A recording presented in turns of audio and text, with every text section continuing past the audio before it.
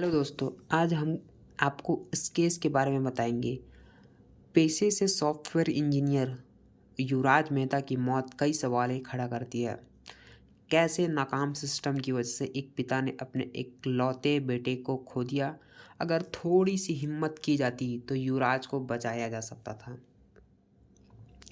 आपने तो यह सुना ही होगा, जब शहर हमारा सोता है तो मालूम तुमको क्या क्या होता है। फिल्म गुलाल का ये गाना तो याद होगा ना। 16 जनवरी की सर्द रात, कोहरे का कहर, जब नोएडा कंबल और रजाई में दुबई कर सो रहा है था। उस वक्त उन्हीं के शहर का बासिंदा जिंदगी और मौत के बीच जुड़ रहा था। वो मिन्नतें कर रहा था, वो जीना चाहता था। पहले पापा से, फिर इस सिस्टम से उसने लगातार गुहार लगाई, लेकिन नाउम्मीदी हासिल हुई। सुस्त और अनमड़े ढंग से किए गए रेस्क्यू की भेंट नोएडा का इंजीनियर युवराज मेहता चढ़ गया। पेशे सॉफ्टवेयर इंजीनियर युवराज गुरुग्राम से अपने घर सेक्टर 150 स्थित टाटा यूरेका पार्क सोसाइटी के लिए जा रहे थे। कोहरा घना था, विजिबिलिटी कम थी, लिहाजा एक ब्लाइंड स्पॉट पर युवराज को दिखाई नहीं दिया कि उसे सीधा जाना है या मुड़ना है।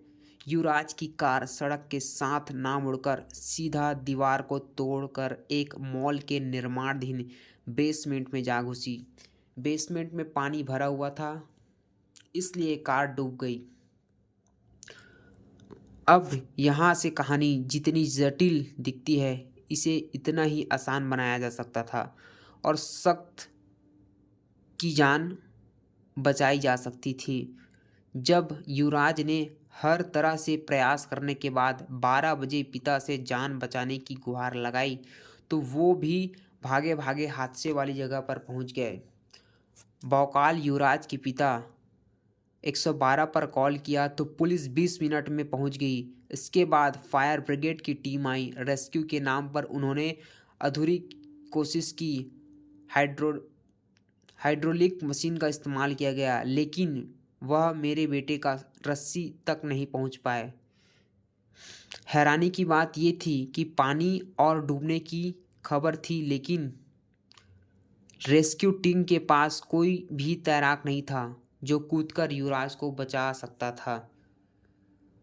हादसे के वक्त वहां डिलीवरी बॉय मोहिंदर भी मौजूद था। उसने भी युवराज को बचाने की कोशिश की। उसने वहां नाले में छलांग लगा दी थी, लेकिन वह खाली हाथ लौटा।